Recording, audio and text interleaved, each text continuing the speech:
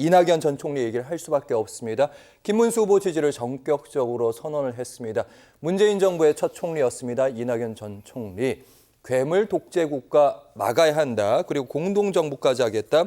임기 단축해서 3년 정도. 최진봉 교수님, 한덕수 전 총리와 함께하는 것까지는 이해할 수 있다는 반응도 있었어요. 하지만 김문수 후보와 함께하는 이 부분, 물음표. 뭐 저는 이미 뭐 그럴 거라고 예상을 했었습니다. 개인적으로. 예. 왜냐하면 워낙 뭐 잘 아시겠지만 지난번 대선에서 본인이 이제 후보가 되지 못했잖아요. 그 뒤부터 이재명 후보에 대해서 반대적인 행동을 많이 하셨고요.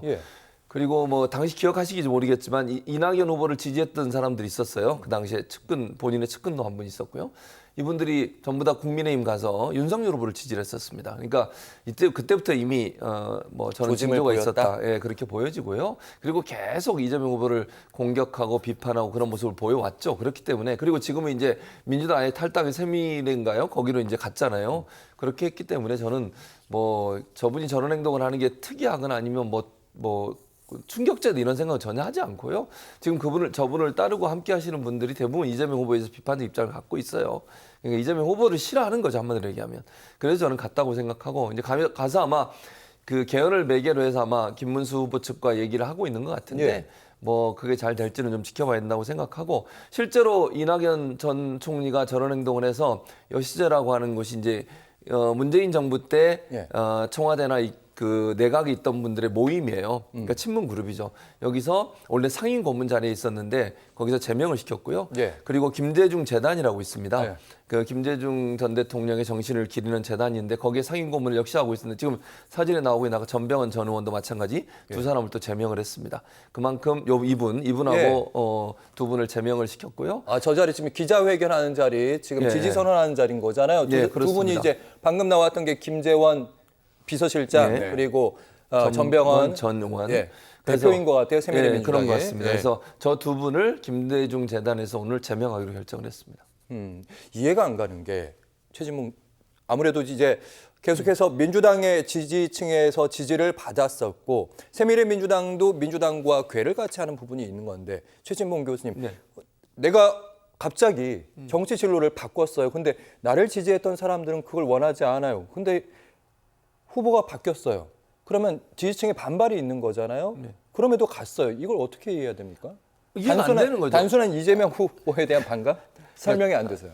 저는 이렇게 생각해요. 제가 뭐 이낙연 전 대표에 대한 분석을 그냥 제 나름대로 해보면 본인이 후보가 되지 못하는 것에 대해서 받아들일 수 없었던 것 같아요. 그러다 보니까 반명이 돼버린 거죠. 그리고 선거를 도와주지 않았어요. 당시에. 그때 선거운동은 했었죠. 하긴 했는데 적극적으로 안 했어요. 그러니까 예를 들면 뭐 지금 국민의힘의 비유를 하고 싶은데 안 하겠습니다. 그냥 어쨌든. 한동훈 전 대표? 제가 그 얘기를 한 적은 없고요. 어쨌든 한동훈 전 대표는 열심히 도와주고 있습니다. 도와주고 있죠. 이 얘기 잠시 할게요. 열심히 도와주고 있는데 그 질문 예를 들면 한동훈 전 대표가 이거 김문수 이름이 없는 거 입고 다니시다가 한 번은 또 입고 나오셨더라고 서울에서는. 맞아요. 근데 김문수 후보와 같이 손을 들 때는 또 이름이 없는 걸 입고 오셨어요. 그 자리에서 뭐라고 또 얘기한 줄 아세요? 뭐 사전투표나 부정선거 얘기하는 거 다 없애야 됩니다.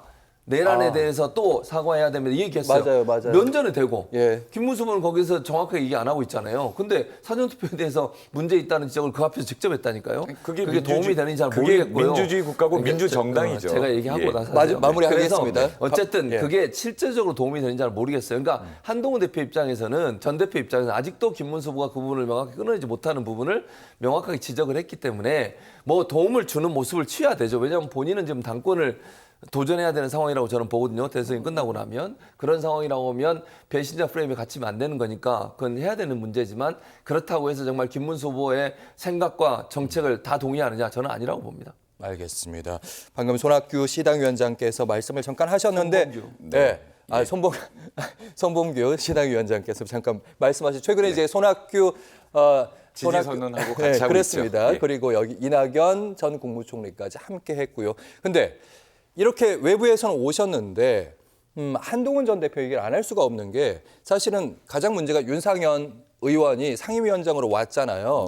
근데 한동훈 대표는 그분이 오시면 안 된다. 왜냐하면 윤석열 정부의 계엄에 책임이 있는 분이다. 한동훈 전 대표가 한 얘기는 아니고 주변 분들이 그런 얘기를 했습니다. 그랬죠. 예. 그리고 나서 요새는 갔는데 그 이후로 이제 잘 모습을 안 드러내셔가지고 당내 통합부터 돼야 되는 거 아닌가. 네, 네. 그 노력을 많이 하고 있고요. 뭐 네. 사실 제가 안쪽에 입고 있습니다만 제가 입고 있는 선거 사원 옷에도 김문수 후보의 이름이 없습니다.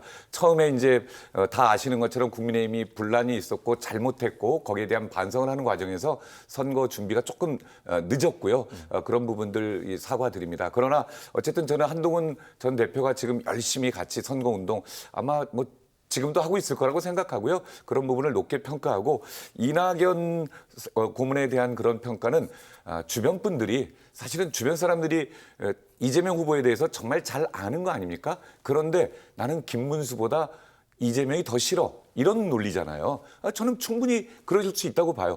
그 단어를 보면 괴물, 독재 이런 단어를 썼거든요. 그렇다면 그게 저는 이낙연 전 대표나 아니면은 전병헌 전 의원의 마음을 얘기해 주는 거라고 생각합니다. 예, 그걸로 국민들은 판단하실 거고요.